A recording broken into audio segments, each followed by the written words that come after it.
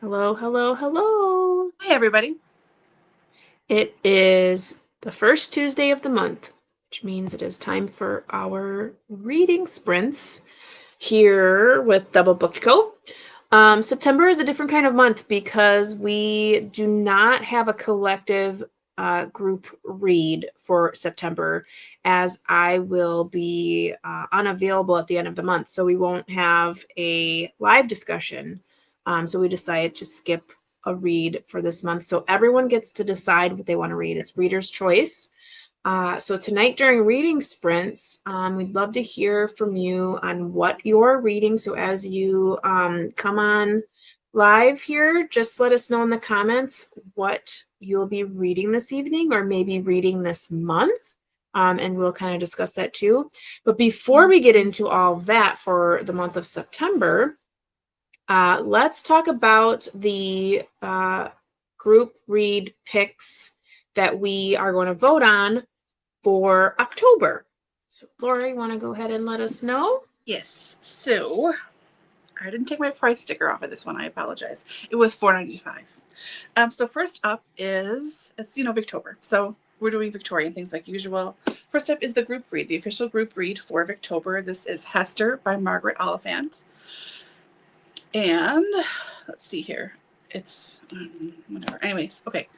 The aging Catherine Vernon, jilted in her youth, has risen to power in a man's world as head of the family bank.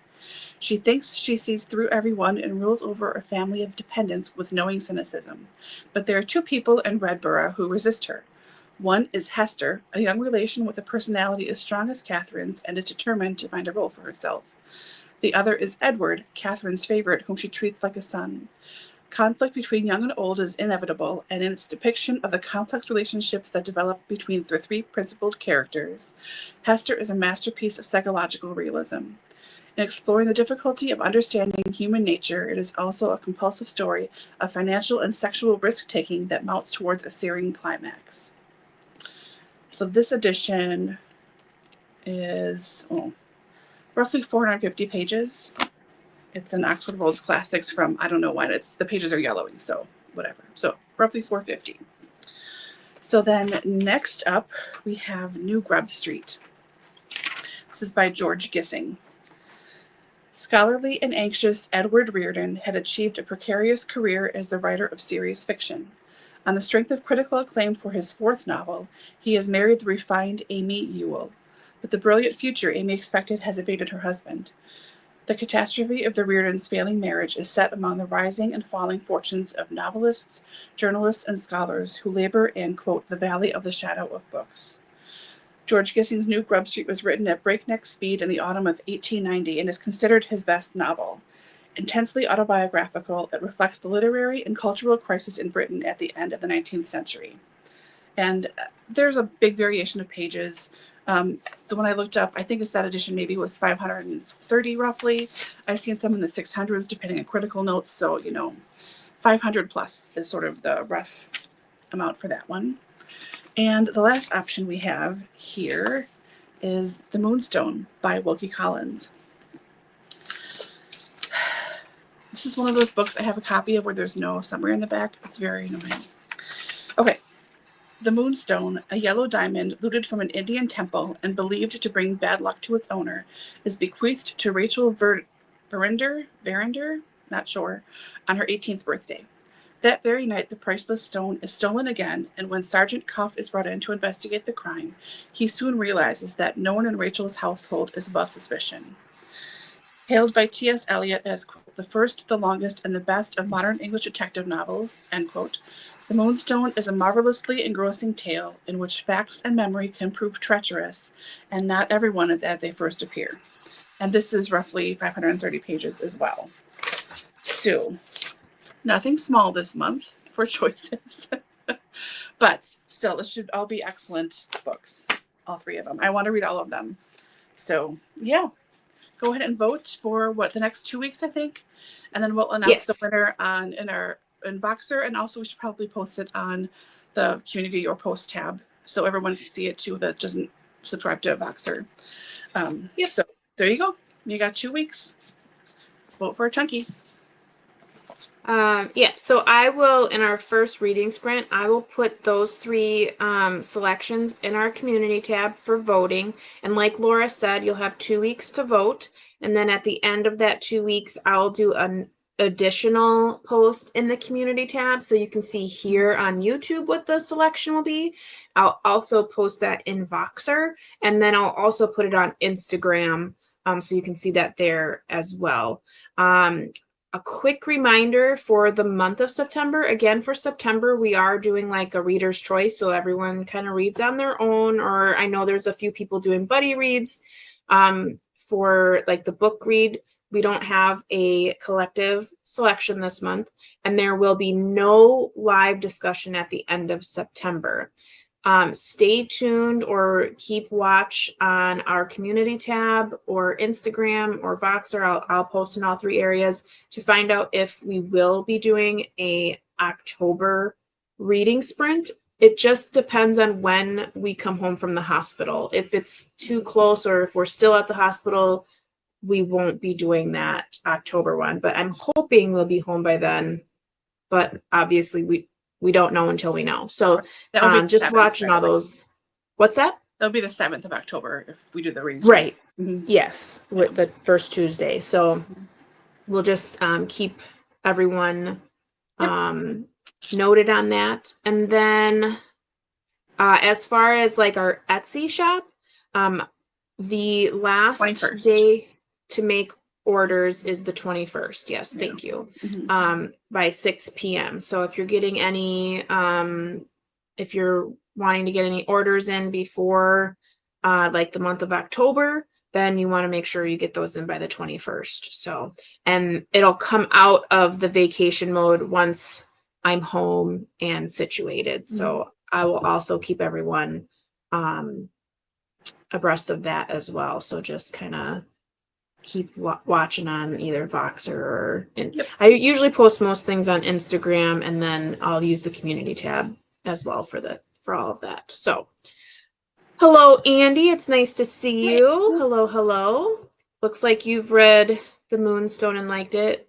Planning to read Hester for Victober. New Grub Street sounds interesting too. Yeah. These are all. I don't think I've read from any of these authors at all. So these will all be new to me. I've heard of them, like Wilkie Collins. I've heard that. I think the group read was is it The Woman in White or something like that? Wasn't that a couple years ago? So that name is familiar to me, but all the other ones not. So yeah, I've read Collins before. The first one, the name's going to escape me, but I can look it up. But I read Armadale, which is one of his bigger books. And then there was also an adaptation, a stage adaptation. I'm not sure if it was a musical or not. I don't quite remember. I don't think it was, on retrospect. But it was really excellent. They did such a good job. The book is like, in my brain, it seems like 700 some kind of pages, you know, and it really got it done. And it was excellent. So I read that one, and then whatever the heck his detective novel was. It's not this one. Lord above. I don't know. But this is I read the first one and loved it. And then I read Armadale, and I was like, that's it. One of my favorite authors. So I have been collecting his stuff since I don't know, 2002. I mean, it's been a long time I've had his stuff. His early stuff and everything too. I mean, I had more of a shopping problem than that I do now, I'm happy to say. Not that books are a problem, but you know what I mean. So yeah, I've looking forward to him, and I've had Hester for a few years, and New Grub Street too. I've heard of off and on throughout the years. That book of his, and there's another one that are like his two bigger novels I'm trying to get a hold of, and they're hard to find in print here in the States, at least in the Midwest. Having a hard time, but anyway, yeah. I think I recently picked up The Moonstone at a thrift store or something like that, because I was like, woo! So I've been trying to get all of the books that we have on our bookmark. So, yeah. What will you be reading this evening? I didn't get that far in thinking. So I have no idea. Do you know what you're reading? I do. Before I get into that, I just wanted to get this before we leave that train of thought. Man and Wife was excellent too. Nice.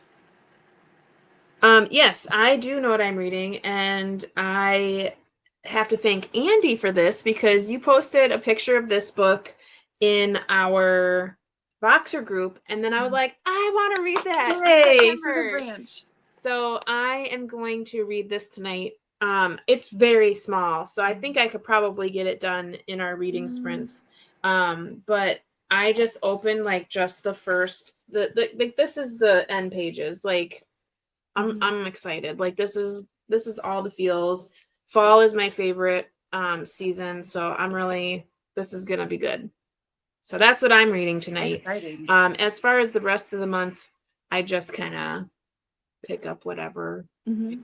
I just I had used an Audible credit for Christine Brown Woolley's new memoir. She's one of the sister wives. I was gonna say, I don't know who that is, but yeah, so that just came up. Yeah, she's one of the sister wives, and I don't know. I'm like, when that show first came out, I've been watching. So it's like 20 years I've been like following these people, and I don't know. So I'm gonna be listening to that, and usually when I'm in the hospital, I just whatever is on ebooks, and now that I have Kindle Unlimited, I'll have plenty to read. So it's just like whatever I can just like read without thinking about kind of thing. So yeah.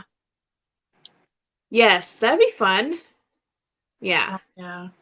Aw, shorty, that is meh. That's never fun. But at least it's short, right? Oh, I've read that one, actually. It was a 3-star for me, I'm pretty sure. Yeah, it was fine. Like I read it, I thought, well, I read it. Like I don't remember much, but I remember the title. Yeah. Oh, do you like the Sister Wives? Like, is it something, because I'll let you know if it was any good, because so far I have seen so many, like, not reviews, but so many comments on it on the internet, and I'm like really excited to read it. Like, there are a lot of people that are talking about it, and I'm like, I feel like you just get an inside track of like what maybe really happened during those last 20 years. Like I'm like chomping at the bit. Like I can't wait to start it. Yeah. It's 50 minutes left, maybe. Oh man. Oh, good. that's You guys good can to talk know. about this because No, we don't have to talk about it here. That's fine. But I'm glad you understand where I'm coming from because yeah, I'm obsessed. Like I watch people who review the episodes on YouTube. I rewatch episodes. I follow a lot of stuff on Facebook. I'm weird. I don't talk about it a lot because it's kind of like taboo. But I literally, when it first started, I watched the show because I really liked the show Big Love with Bill Paxton. Oh yeah. And like everything that happened in that show like happened with this family. So I don't know if they were trying to emulate like the show, because the show definitely came out before this came out. And yeah, so I'm like, I want the tea. So I'm really excited to read this book. I'll let you know if it's any good. I'm excited for you guys. That's great. Yeah. Okay, so we don't want to get too far off topic. Okay, I have not watched that because I'm like, do I really want to fall down another rabbit hole? But I keep like looking at it and I'm like, I don't know. Maybe I'll watch a few episodes and see what I feel about it. I mean, anywho, I'm not, okay, let's move on. Okay, so you haven't thought about what you're going to read tonight? No, I mean, when I was at work today, in the middle of work, which is not appropriate, I was like, what could I read tonight? No focus. So, I mean, I'm surrounded by half-read books. Maybe, you know what? Yeah, let's do this. I'm going to finish this one, Early 18th Century Britain by Lorna Coventry. This is one of the Shire Living History series. So this is, I don't know how I found out about this. It's a UK publication. They're all like slim little tiny guys that are all about different, well, like this particular series is about different chunks in history. But then there are some about like different periods of fashion. And then there's stuff about like jewelry in this time and like shoes in this time. I love these things. They're hard to get a hold of, but I do because I'm a loser. So this is my purse book for the last 2 months, and I have like 25 pages left. But they're great. They're really great. Like, this is talking about fashion and stuff, but there's illustrations and things. Like, so it tells you about like the time period a little bit, like transportation, like food, fashion, whatever, all different things. So I really like them. So I'm going to finish this one. And after this, I don't know. But yeah, I'll finish this. It's toward September. This is my favorite readathon of the year. And I keep meaning to start vlogging or like pick a book. My books are right over there. I'm looking right at them. I should just pick one of those and read it. But I'm sort of like, nah, I don't really feel like it right now. So we'll see. Starting there. My nerd history book. Good. Well, yeah. Why don't we go ahead and start a sprint? I'm going to get those choices up in our community tab. I will get a nice fall ASMR ambiance happening. And yeah, we'll get some reading done. So it's 17 right now. Oh, I try to do a shorty every day plus whatever else. That's always my goal. I never really get it. Yeah. I feel bad about reading. This is so stupid. I mean, I feel bad about reading. Because my house is a disaster. I'm like, oh, I should really do that instead. But I don't. I said just look at it and feel bad about it. Like, yes, I have a therapist. Don't worry. Okay, so we're gonna go to the 45. So that's about 20. It's a little over 25 minutes. Sure. But that'll be a good sprint. So, okay, so enjoy. We're gonna mute myself and get that stuff done and get us an ambiance, and we're good to go. Oh, I should get one of those ones with the little peoples, the little gophers or whatever. I'll have to find one of those. Okay. Sounds good. Enjoy.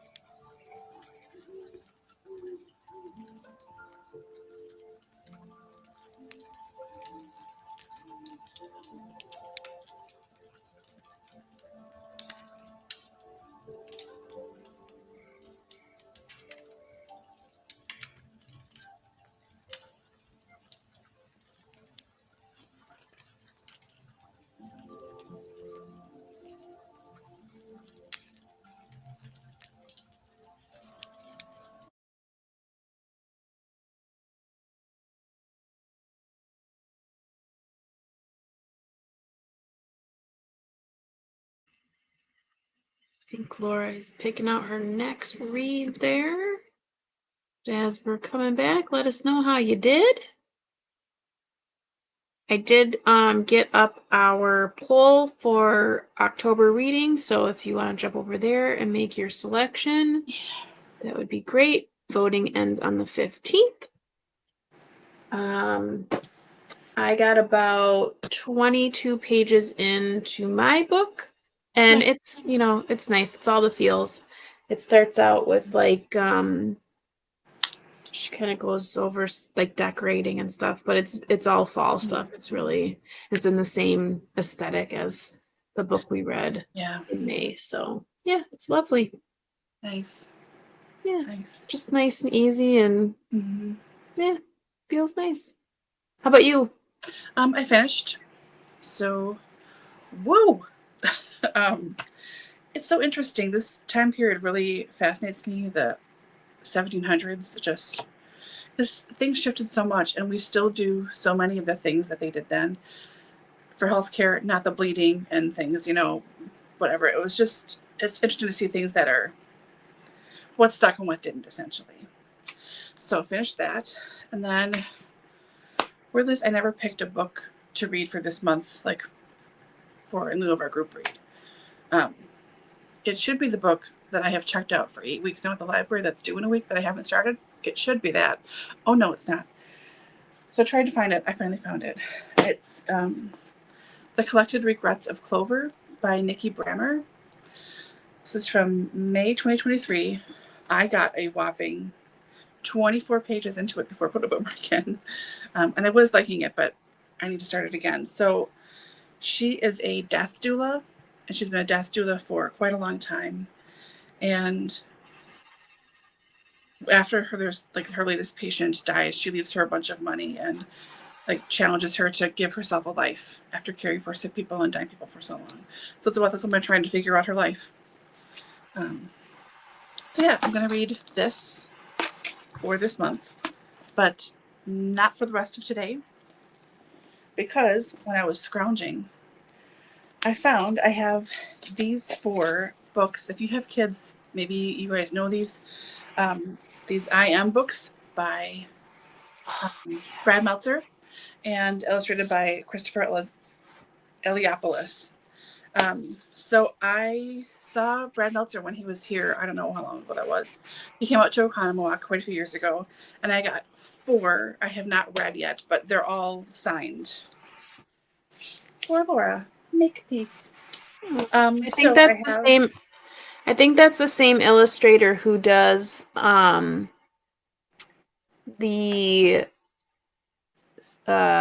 Xavier Riddle and the Secret Museum. It's a PBS show, and it's those books I was just telling you about last reading sprints. Those the Yawn book and the Giggles book. Yeah.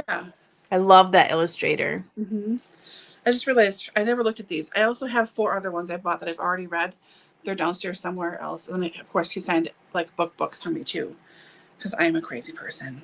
But for I Am Gandhi, he said, for Laura, make peace. So each one is different. I just realized this. Then I have Sacagawea. And Sacagawea, he said, blaze a trail. For Helen Keller, he wrote Never Stop. And for Jane Goodall, he wrote Make an Impact. That's very cool. I think those are episodes, because all those people look so familiar, because I've seen a lot of Xavier Riddle. Yeah. When he was here, he was talking about the show was starting to be illustrated and working on this thing for PBS. So yeah. Mm-hmm. It's a really good show. It's very educational, and it really helps. I think it really bridges the gap and helps kids understand historical figures and how everyone is capable of doing something great. Yeah. I think I started watching one, the first episode when it came on, because I got premiere notices from him, sent up to his website and stuff, and I watched the first one, whatever it was. I want to say Abe Lincoln, but don't quote me. And I got so choked up. It was so great. I was like, I can't watch this. You're really but good. I am a sensitive person, and I cry at everything. So yeah. So this is my next chunk, is reading through these. Yeah. I really like the one where they did Mary Shelley, because they're talking about scary stories and stuff, and they did a really good job about how things can be scary, but you can still overcome them or something, or still work through the scary something. I don't know. This Mary Shelley child was incredibly intuitive. I was like, wow. Because Frankenstein is pretty serious stuff. But they do a really good job. I really like that show. Yeah, nice. Yeah. It looks like Andy finished Autumn. Lots of recipes, made a few copies. Nice. I'm going to continue reading that during the next sprint. But it kind of makes me think about just fall in general. And now that we are in September and it's we're getting into fall, and I've seen a lot of stuff online where people are making fun of the pumpkin spice girls, and how it's not really pumpkin that you like. It's just cinnamon. You like cinnamon and nutmeg. You like allspice. So just let's be real. You like allspice. You don't like pumpkin. And I've never been a big I don't do pumpkin. What is it? Pumpkin. What is the thing? Latte. Yeah, I don't do that. For fall, I'm more the apple cider and that kind of stuff. But there is a pumpkin spice tea at Aldi that I get every year. Mm-hmm. And it's not, I mean, obviously it doesn't taste like pumpkin. Like that's not the pumpkin flavor. It's the clove. It's like the spice that I really like, because in the Christmas tea flavor as well, it's like that Yeah. same, it's like that clove flavor I just love in tea. Mm-hmm. So, I mean, whatever you want to call it, it's good. And I think the smell too. It's the allspice, that clovey, spicy flavor. Your favorite season is fall too, right? Yeah, I love winter though. I was always afraid to admit it before, but like last year I started to admit winter is really my favorite because it's snow and I love snow so much. And then you can't leave the house, and that is my favorite thing ever, when you can't leave. It makes me so happy. It's dark at 3 o'clock. No one's bothering me. I'm not supposed to be running around anywhere. I can just come home, put on my pajamas, guilt-free, watch whatever I want to watch, read whatever I want to do. Like I'm so happy to just be safely at home. And it's cold outside, and oh, I love it. Yeah. But I do love fall like so intensely too. I really, really do. They're neck and I neck. love fall.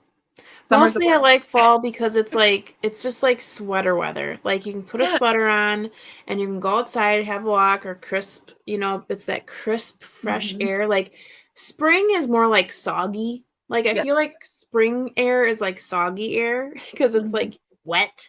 And not that fall isn't wet, because we do have some very wet falls We as do. well. But like it just feels, because it's like that like morning snap of and here in Wisconsin we get like 4 different seasons in one day, but like it's like cold in the morning and then the sun comes out and it's like warmer. I just love when I can just wear a sweater and Yeah. or a scarf or Just a something. layer. Like, this is going to sound so middle-aged. I just want to wear a layer. Like a sweater, a sweatshirt, a flannel shirt, whatever, like a fleece. Just give me a layer to put on to be comfortable, but still be sunny and nice with that wonderful breeze. And yeah, it's great. It's great. I'm so happy the weather changed and it's finally cooling off. Yeah, it's been pretty nice here. It's been like 70, 75, but like not like hot. It's just been and nice. not humid, just nice. Yeah. Yeah, I took the kids for a walk today. I finally feeling better. Good. But I couldn't take as long of a walk because I definitely felt like my energy level wasn't there yet. Sure. But it was still nice to get out and it wasn't too hot and everything. And but yeah.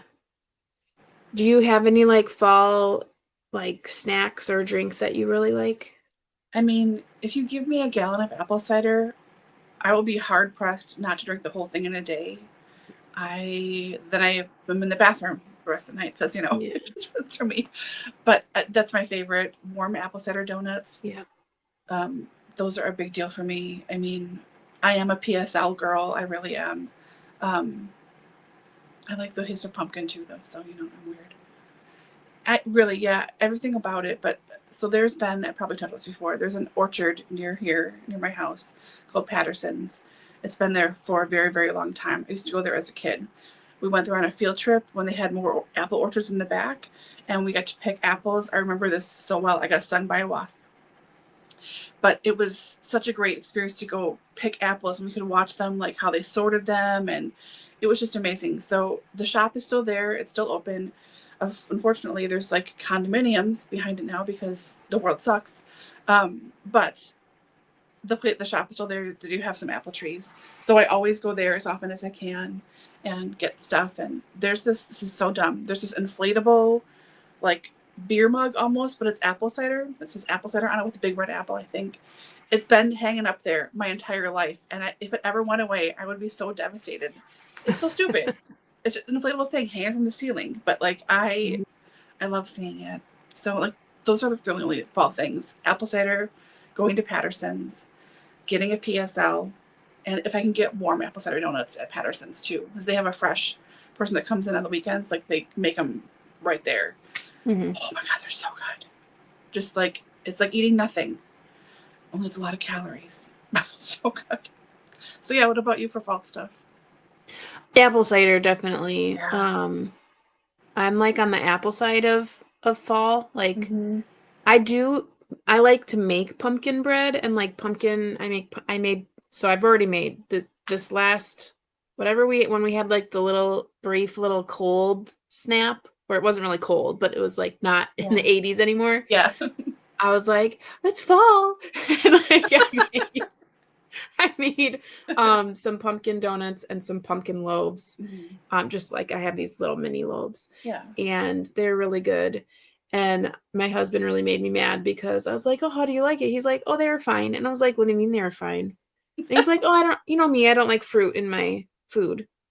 And I'm like, you're dumb. What? I know. I'm like, you're dumb. No, he's always like that. He like, you can't, like, you know how people like to put like chutneys on like pork or like fish? No, don't put fruit on his stuff. Like, my mom made this really good stuffing years back for Thanksgiving. She doesn't make it anymore. But it had like cranberries and apples. I thought it was the best. I mean, it has sausage in it. It was like a real dressing, like real stuff.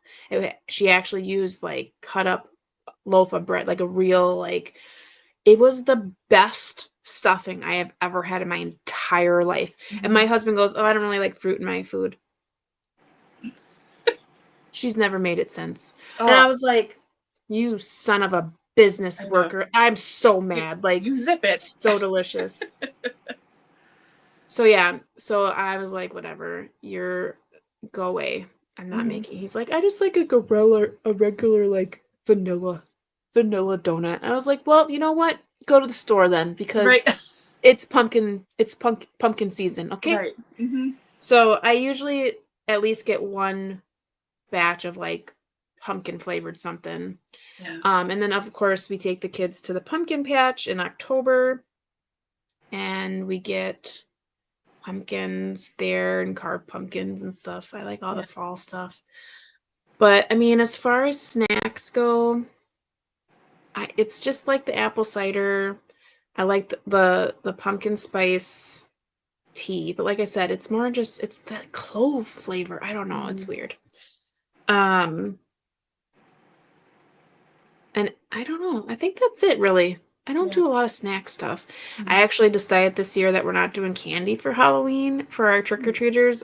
We bought the little bags of pretzels at Costco. They're like they look like bats and pumpkins. And then we're going to do fruit snacks too. So I'm hoping no one gets too upset, because we do have some gaggles of teenagers, you know, that come by, and I hope that it doesn't cause any issue, but that's what we're going to do. We're going to do pretzels and fruit snacks. So, nice. Yeah, that's good too, because I know there's at least one kid in my neighborhood, when I do trick or treat, he's allergic to chocolate, so like a lot of candy is chocolate.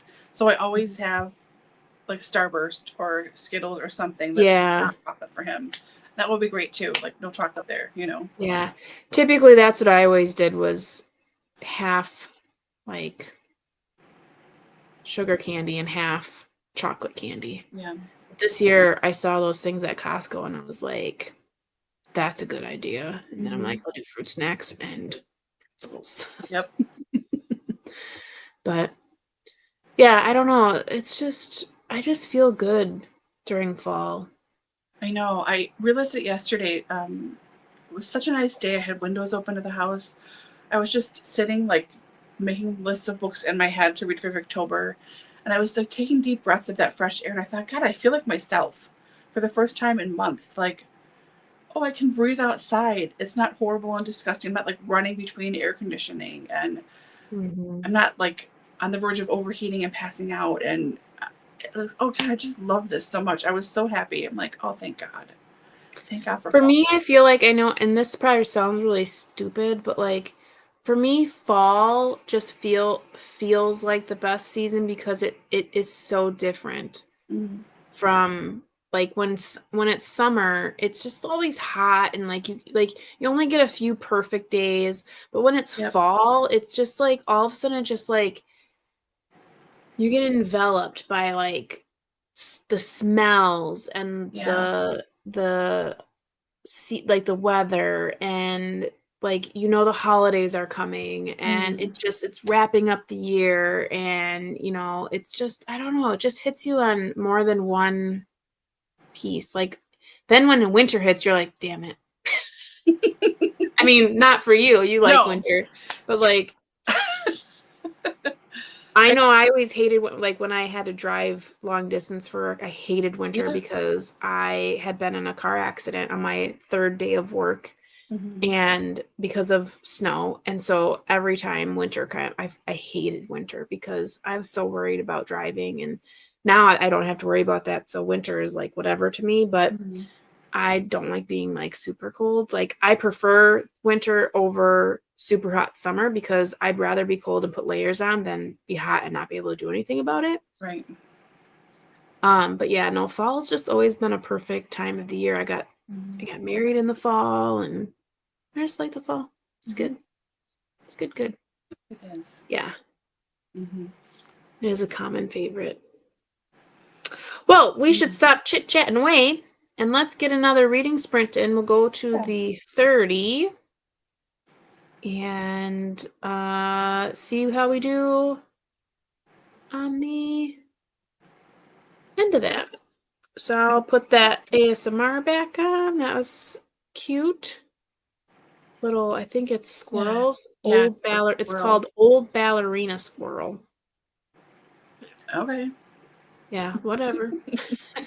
Sure. Okay. Good luck, everyone. We'll see you when you come back.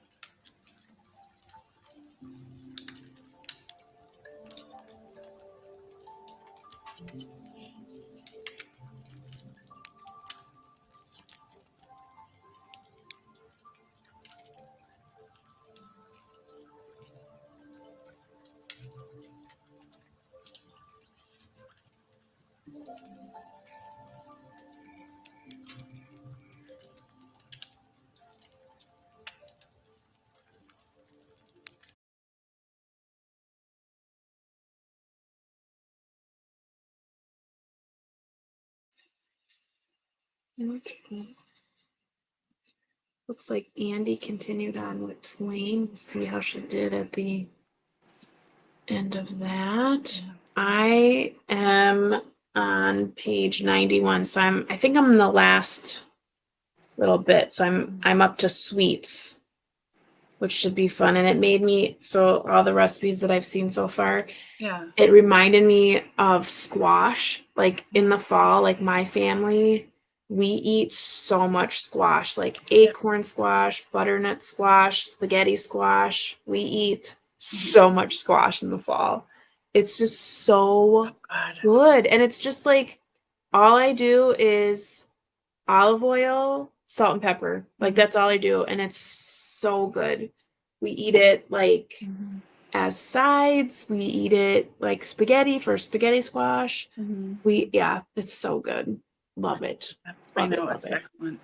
I know, my mom was big on that too. So in the fall, I'm thinking too, we always made pork chops. We did that throughout the year, but like pork chops with like browned caramelized onions with a little bit of gravy, like with it, and then just like butter, salt, and pepper on squash. It's so good. Yeah. I know. I almost bought some squash at the farmer's stand. We always get like corn on the cob, like ears of corn. Yeah. And they had squash there, and I was like, I'm not ready. I'm not quite there yet.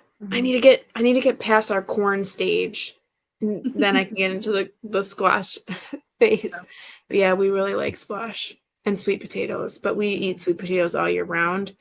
But squash is like fall, like quintessential fall food for us.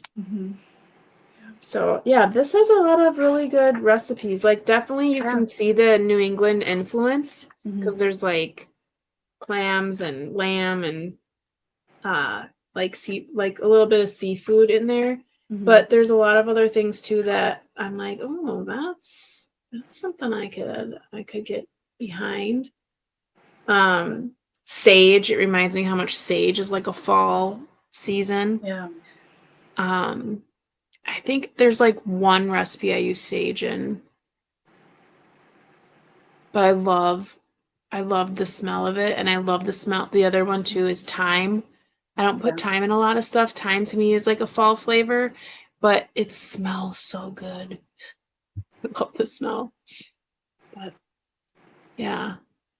Fall to me too, she talks a lot about back to school. It makes me think of like, not that I'm going back to school, but like how traditionally like network television starts all like their fall shows. I'm trying to think if there's anything that's coming out, but how did you do? Good. I read Sacagawea, Helen Keller, and Jane Goodall, and I am just a little bit into Gandhi. So yeah, I got choked up at all three that I read so far. Yeah. Trying to cry. Yeah. But yeah, it was great. Going back to squash real quick, my neighbor had me acorn squash. I copied that recipe out of the book. My mom did not make squash. You know, it's funny. I think a lot about like food that I make for my family and food that I just make in general, and none of it is anything my mom ever made. Like, not that there isn't recipes in there, but it's funny too because my mom calls me to ask me how to make like tater tot casserole, and I'm like, Mom, what? You are the one who taught me how to make tater tot casserole. Why are you calling me? And then the thing that really irritates me is she'll be like, oh, that's not how I make it. I was like, I don't care. Like, why are you calling me and asking me then? You asked me. I don't know. I make a lot of stuff that we never ate as kids. Like, my mom doesn't have a very wide palate, I guess, when it comes to food. It's very German influence, you know, like all the casserole, meat, potatoes kind of things. And not that there's anything wrong with that, because a lot of what I make is that as well. But I just think because of the boom of the internet and like shared recipes online, I really got into looking at different foods. And for me, I don't know when this happened, but like maybe from just eating out. We had a local Chinese food restaurant, but like I love Asian inspired cuisine. Like, so I make stir fry a lot, and we got into making sushi for a while there before we had other kids that obviously don't eat that. But yeah, I make so many different foods that my mom's never made. The only things that I still make that she probably made is like meatloaf and the tater tot casserole. I hardly make that though. Mhm. Um, that's all I can ever remember. And like, you know, we had spaghetti and Yeah. but, like the things that I make now. I mean, I make a whole bunch of different things. But no, we never had squash. I don't ever remember having squash as a kid. We love squash in my house. We eat a lot of squash in fall. Yeah. I was a really picky kid. I didn't like any vegetables really at all. Um, I would eat obviously potatoes because I'm not a crazy person. Um, and I would do squash sometimes when I was a little kid, but my mom likes cooked green beans. I only like them raw, so like I didn't eat that. I didn't eat a lot of stuff. My mom made stuff like crazy, like tuna melts for her and my dad, and Mm-hmm. all sorts of stuff. I mean, and I just there's always something plain for me that I would eat. Like it was not a I'm making a special meal. It's like, well, if I'm making some other chicken breast, you're not getting a some other chicken breast. You're just getting a chicken breast. You know what I mean? Mm-hmm. But yeah, like very basic standard cooking.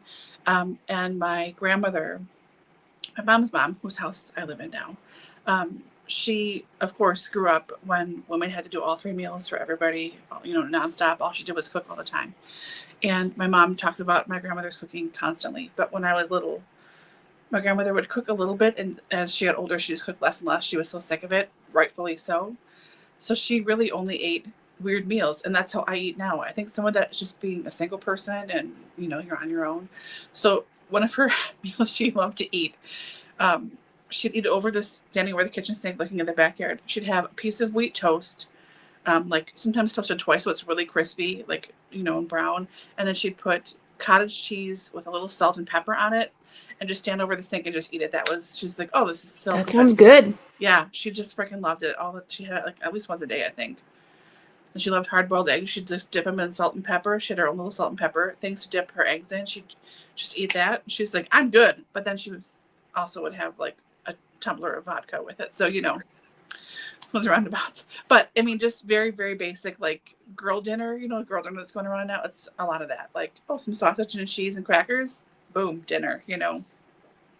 See, that to So, me sometimes is like a when my kids were smaller, and they're small now, but like when they were more babies mhm. and I didn't have a lot of opportunity to eat, sometimes that would be like treats to me. Like I Yeah. would get a paper plate and I would put like olives and pickles and cheese and like I'd be like, I have a little Mhm. charcuterie board. But it was Mhm. just like it felt like a little treat, you know, Yeah. because you don't typically eat like that. So I could see it like that. That's fun. Mhm. Yeah. Yeah.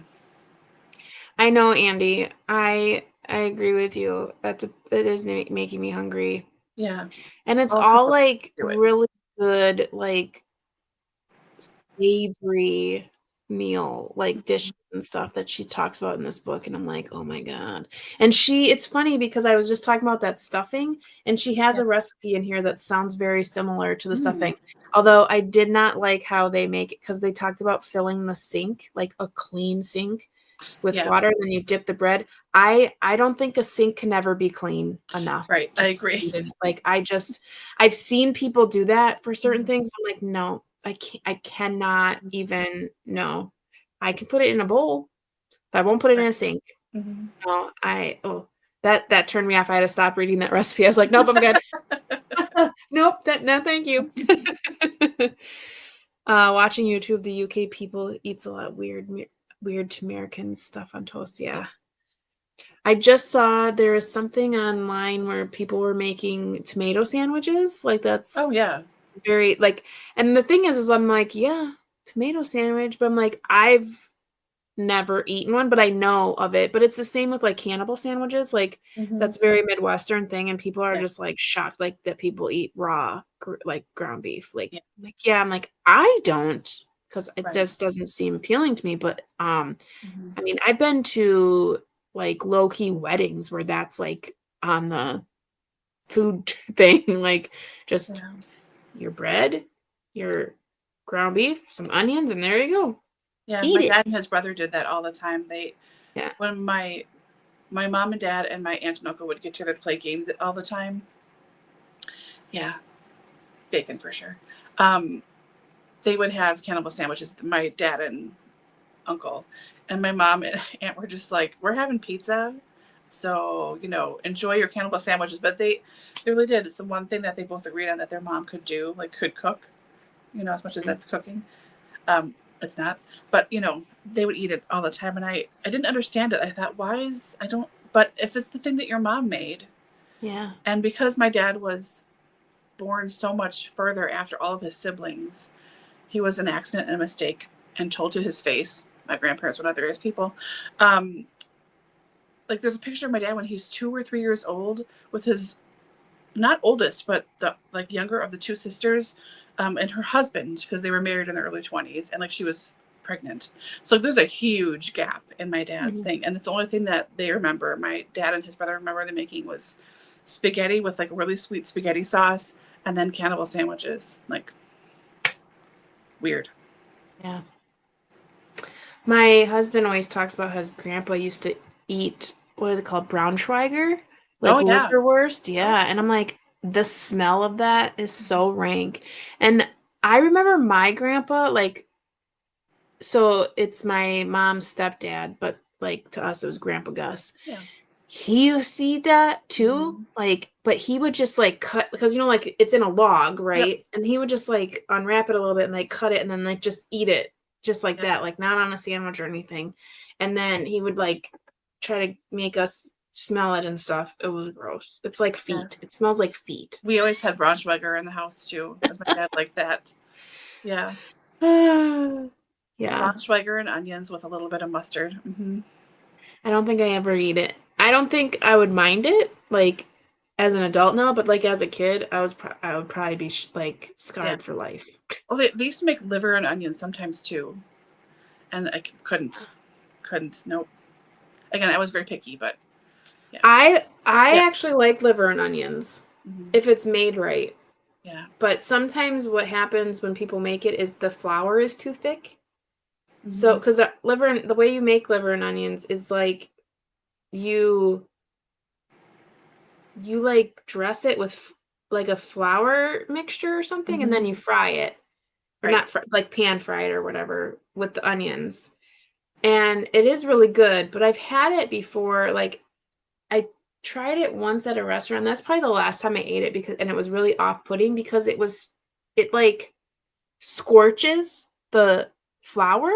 Yeah. And it gives this really bitter taste. And I know that liver doesn't have the best flavor, but when you burn flour on its own, it just, so that really set me off of liver and onions for a while. And it's not like I'm going to go out and buy it myself, because who else is going to eat it? But I used to, I'm not opposed to it if it's made right. Yeah. But we always talk about food on this channel. I know. What's the deal? Let's talk about books. I know. Do you have any other shorties that you're anticipating for this month? Yeah, I have all the prompts filled out. So all 13 prompts. I know what 4 of them are. But as soon as Heather announced her video, with everything, I just printed out the sheet and I went and stood at my shelves and I just pulled everything I could and stuck a Post-it on it. So I'm glad I don't remember a lot of them. And they're all the spines are facing away from me, so all I see are the ends. So I can see the one hardcover I have. I know that's what it is. So all I can see is the author's name. So it's a surprise. So the ones I know of are that Nina Bawden. It's called A Nice Change. It's fiction. I'm not sure when it was published, but it's a Virago book. Then I have a nonfiction book about Taylor Swift called Heartbreak as a National Anthem. I have one called The Therapist by an Italian author that's translated. That's some kind of bizarro fiction. And then I have, I think it's by Anita Bruckner. I don't know what the title is. Late in Life? Unsure. But the rest of them are a surprise to me. So, yeah. And because I like short books so much just in general, I keep looking at all my shelves and be I could read that. I could read that. I could read that. Girl, you have so many books you're in the middle of. Please do yourself a favor. Finish the ones you started already, because those are qualified shorties now. I have 100 pages or less of a lot of them. Nope. So that's really my only kind of plan, is to just read through that and then see what else I can do. But are you going to be able to do audiobooks, do you think, when you're down here? Or probably not so much? Probably more ebooks, right? It depends. I tried to do audiobooks the last time I was down, but it seemed like every time that I would start something, someone would walk in the room. Yep. I was going to say that happens. Or I would start something and then my daughter would wake up or need something. So it was just easier for me to have an ebook and be like reading. And if someone walked in, I could set it down. Whereas with an audiobook, it's like I got to pick up the thing. I got to put my phone back on. I got to stop it. I got to turn the thing off. So it would just, I think for me, it's just easier to do the ebooks because it's easier to just start and stop than an audiobook is. Yeah. I obviously have access to it, and I'll still bring my headphones and stuff, should I have the opportunity, but it's just easier to do the ebooks. Yep. Yeah, it's funny. I remember the very first time we packed to go. I mean, I had bags and bags. Like, I had a whole bag of just books. And I'm like, and so the second time we went, I was like, I'm not taking any of that crap. I think I took one book. Yeah, I took This Tender Land. And then when I went back, and then I brought my Kindle or my ebook copy. So we lost Laura here. She'll probably pop in a second. Yeah, but while we are doing that too, Andy has sent us her shorty list. So I'm just gonna share. I'm gonna share that real quick. I'm sure she doesn't mind. I have no idea what happened there. By the way, all of a sudden, everything was gone. I was like, oh, I didn't touch anything. Oh well. Yeah, no, that happens to you a lot. So I know it's just come in and out. So you're good. Okay, so this is her list. Let me see if I can see this a little bit better. Okay, so it looks like The Man That Corrupted Hadleyburg, which is what she's reading tonight. The Celebrated Jumping Frog and Other Stories by Mark Twain. The Pearl by John Steinbeck. Time Was Something by Ian MacDonald. Soft? Maybe Time Was Soft? No. Okay. Helen Keller's Teacher, which is a biography. Interesting. Memories of My Melancholy Horse by Garcia Marquez. Or is that Gabriel Garcia Marquez? Oh, Diary for a Dead Husband. My Lai, maybe? Lay? Lai. Brian's Hunt by Gary Paulson. Oh, it looks like she has one of those coffee. Before something. Coffee gets cold, yeah.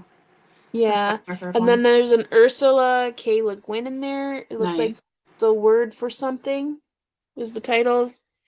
And Train Dreams by Dennis Johnson. Oh, yeah, nice. Dennis Johnson is such a good writer. Thanks for sharing, Andy. Yeah, thank you. I really like his work, and he does a lot of short stuff, so it's perfect for Shorty September. He does a really nice job on short stories. Like, he is very succinct, and I really like his writing. So let me know how that one is. I just picked something up by him. I don't remember what it was called, though. I'll have to look at it. Nice. Very good. Nice, yeah. I know I passed 3 little libraries on my walk, and one is on the opposite side of the street, and the other 2 I do pass on the same. I'm like, it's on the same side, and I don't like to stop because I'm like, I don't need any books. I don't want to take any books out of these, but I have put books in there, so I just whatever. What were you whispering? Yes, you do. You need books. I understand what you mean, but yeah. Well, so many of them too, like, I feel bad because, so the one is brand new as of like 2 years ago. So it wasn't there, it wasn't there, it wasn't there. And then it was before my son was born, all of a sudden it was up. And I was so excited because it's a nice one. It's like plastic, but it's like, it's so nice. It's just perfect size. And I remember when their first like grouping of books was in there, I was like, oh my gosh, these people read like me. Because it was like all books that I owned. I was like, oh my goodness, these are great books. And like, no one's taking these books. And I was like, y'all, what are y'all looking for? Y'all looking for like some teen romance? Or so it's funny because I mean they've moved a little bit, but like a lot of the books that are in there are like good books. Not like your mainstream Emily Henry. Right. They're just really, they're good books. Like there was some John Steinbeck in there. There was some, I wish I could remember all of them, but they're like books that I've read, and classics. And yeah, I'm just like, this is a really good free little library, but I like own all of these books. So I always get really sad when no one's taking them. And even the ones that I've put in there, no one's touched. And I'm like, well, you know what? You don't have very good taste then, because these are really good books. I'm trying to do 3 out, 1 in policy with books. A good policy. Ooh, that's crazy. I could never do that. I mean, I have boxes full of books that need to go out. I need to take them somewhere. But I don't think I could be like, oh, I got a new book. Because then I bring way more in than I put out, for sure. Yeah. Oh, I have my book room. My bookshelves are full, and then there's books all over the floor and boxes of books that I have not put on my shelves because there's no place to put them on my shelves. Yeah. It's getting bad. Yeah, you'll turn to me before you know it, but not as bad because you don't have the space. And I don't think you would give up as much space as I would to books. But you have people living in your house, and I don't. That's yeah. I do. I would prefer to have how your books are spread out. Mine are all in one space, and I don't like that. I like to be able to see my books. But I don't think I would ever like consolidate like you do, and like when you're done reading them, like put them away. I don't think I would do that because I like to see all of my stuff. Like I'm like they're my trophies. So I want to see them always. I know. I think I told you this, but I'd like it maybe next year. Probably not. This seems unreasonable at this point in the year now. But I would love to have all my books I have read on shelves. I really, truly would. Because it makes me sad they're downstairs. I'm like, oh. But I need shelf space for other stuff. I'd have to really just put everything unread downstairs. My worry is that I would never read it, and it would just, then what's the point of keeping it? You know what I mean? There's a slim chance of it getting read if it's up here and I can see it all the time. But yeah, I would love to. I need a bigger house. See, my problem is with like a big library. Yeah. See, my problem is I have all these books, but then I end up reading everything from the library. Yeah. Or Kindle or Audible or Hoopla or whatever. And it's very rare that I read what I have here at the house, which is terrible. I should be reading from my shelves. But it's like not often. Yeah. Not often enough do I read from my actual shelves. Yeah, I start a lot of stuff I own, and then I get distracted by library books and everything else. So then I feel like, well, I can just read that later. There's no due date on that. I'll read this thing now. Or so I just jump myself. It's not good. Yeah. Like there are people who buy books, read them, and then get rid of them. Isn't that weird? It's so bizarre. Like it's hard to read from my husband's aunt. She's so nice. They live in this really beautiful home, and she has one like half bookshelf. It's like on the side of a wall where it's kind of just like a nook. I would call it a nook. It probably altogether could hold 50 books, maybe, if she really jammed them in there. Yeah. There's probably like 15 books on there. And we had visited them back before my kids were born. And she like gave me like 4 books on our, like, she was like, "Oh, do you like," she'd given me Frederick Bachman's Anxious People. She's like, "I just read this. You would really like it. Here you go." And I was like, "Oh." She's like, "Oh yeah, I read books and then I gift them to people because I've read it." And I'm like, "You don't keep your books?" And she's like, "Oh no. I like to read them and then gift them to people because if they were good, I want to pass on a good story." And I'm like, "So you don't really keep any of your books?" And she's like, "No." I was like, Oh, it does not compute. to me, that's like a really bad investment. Yeah. And two, like, what? Like, I buy books that I've already read because it's like, oh, now I have what I've read. Like, Mm-hmm. and other people probably think that's crazy. Like, if you've already read it, why are you buying it? And it's like, because I want to keep it. It's my trophy. I Mm-hmm. read it. Yeah. And maybe when I'm older, I'll reread it. Who knows? Yeah. Probably not. But I want to keep it. Not so much like contemporary. It's more like classics. I Yeah. really like owning classics. And Mm-hmm. not any certain edition. No, I'm it's not like one of you those read. people. I'm not looking for like hard. I just want to own it. Mm-hmm. I just want to own it. See, I want the Period. edition that I read, or whatever is like most easily readable. You know. Wow. Yeah, that's how I do it too. If I'm not going to read it, or there's not a chance, I'll let it go. Yeah. Most threes I'm are like, more oh, prone to letting books go if I know. Like I've done any unhauling I've done has majority been books I hated or books that I have not read that I'm like, I don't think I'm ever going to read this. Like I bought it on a whim because I thought I was like going to like it. It was super cheap. And now that I'm like trying to reorganize, I'm like, I'm never going to read this. So there's no point in me keeping this. mm-hmm. But other than that, I keep all my books. Yeah. I would say I get rid of at least half of what I read, probably a little bit more. If it's part of a series, I read a lot of series. I keep them. If I would like it, like 4 or 5 star, I'll probably keep it. Um, I'm trying this year a new thing where I have one like Rubbermaid tote or whatever of books I keep a year, and that's the limit I keep for books I've read for the year, which seems fine, like reasonable, totally reasonable to me. But like I don't know, I don't. It's getting fuller. I don't know, but yeah, I just try to move them around if I can. I sell at half price. I would like to put them in little free libraries, but the only ones around me, there's one in my neighborhood, but it's in a weird area. My neighborhood is not a weird place, but like it's like set into somebody's yard a little further. I have to like Oh, I stop don't like when and they're like inset. walk Yeah. into their It yard. makes me Like, uncomfortable. yeah, Mm-hmm. I just feel weird about it. Like I get beginning like watch the whole time, you know. So I'm just like, I don't want to give it to that one. And the only other ones around me that I know of are on really, really busy streets, and I can't just like park and get out. Do you know what I mean? It Mm-hmm. would be like I'd be risking something. So I do a lot of paperback swap. I do a lot of that.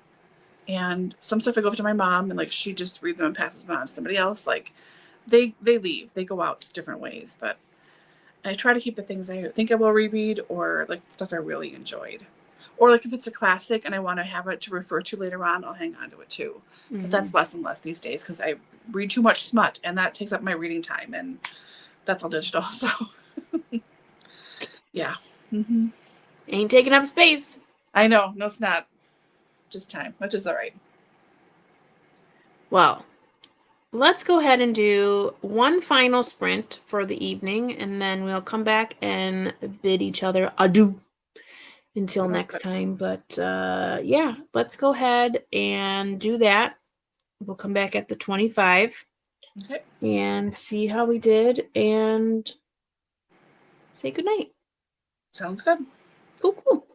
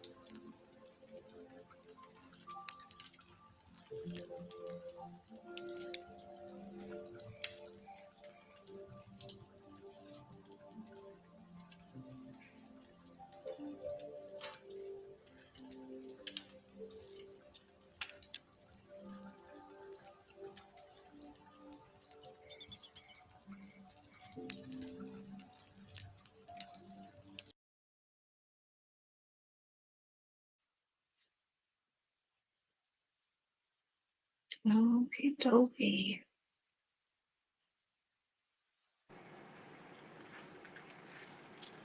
Looks like Andy finished Twain now on to Nice. current London chapter. Good for you. I just read Hampton Court, which is the next chapter of like where I'm at in my YouTube videos. And the whole time I was reading it, like, so it's Henry VIII, you know, so it's, and because I like know so much about that time period, I was like so bored. I was like, yeah, we get it. He's fighting with the Pope and blah, blah, blah. And I'm like, I'm reading 60 pages of everything I already know. You know, like, it's just like, because nothing really happened. And Silver Sleeves is not even in that chapter. Oh. So there's no real turmoil. I mean, there is, but like, it wasn't the same. Sad to admit, as much as I hate Silver Sleeves, I kind of missed him in this chapter. Yeah. Someone's going to go down if they're around. I mean, it just is. Yeah. Well, thanks. I'm glad that you felt the same way-ish. Because, yeah, I just was like, blah, da, da, da, da, nothing good, nothing good. Like, what's going to happen? And I'm starting to get into the chapters now in this reread where I'm not as well versed. Like, pretty much up through London Bridge, which was the last chapter, I like remember everything really well. And I think it's because when we did our like synopsis or like those videos we did, because we did 2, but it's only half of the book. I think it was right up to Hampton Court. Because after that, I couldn't tell you. Mm-hmm. I know the next chapter is the Globe, which I know is going to be Shakespeare and Queen Elizabeth. Maybe. Yeah. I mean, at the same time, so yeah. Yeah. But, like, I have no idea. I did kind of look because I wanted to, like, see how many, like, how big the chapters were, because I have, like, an idea of how many I want to get done before I have to go to the hospital. Mm-hmm. And there are 2 chapters that are, like, really small, like 20 pages and 30 pages. But, like, looking at the titles, I'm like, I don't remember any of this. So it'll be nice because it'll be, like, fresh. Yeah. I do remember one of them where there's, like, the fire, like a fire, but there's 2 chapters that there are fires. Yeah. So, yeah. But, yeah. Yeah, I was reading Hampton Court, and I'm like, this is not a fun chapter. Yeah. And I kept thinking to myself, I'm like, it would have made so much more sense if a Silver Sleeves would have been in this chapter. Because I could have seen him, like, be so, like, just, I feel like he would have been, like, Thomas Cromwell's, like, right-hand man or something. Or the talking piece in someone's ear. And he just wasn't there. And I was like, oh. I hate Silver Sleeves, but I kind of miss him. Mm-hmm. So, yeah, but well, thanks for coming down that journey with me. Laura and I are actually, I hope you don't mind me saying, but we are actually going to be reading Serum next year. That's going to be we try to do a buddy read every year. Sometimes it goes really well, and sometimes we fall off the wagon. That should be a good read. One of my followers who is very invested in the London, loves when I do the London things. They've read Serum already, and they're like, you are gonna love Serum. So I'm like, okay, good. And they keep reminding me that Barnacle pops up in Serum. Oh, interesting. And I like Barnacle. Yeah, I did too. Yeah, I'm like Ducat, Barnacle, and then everyone else is like whatever. Yeah. And then Silver Sleeves is the last. But thank you.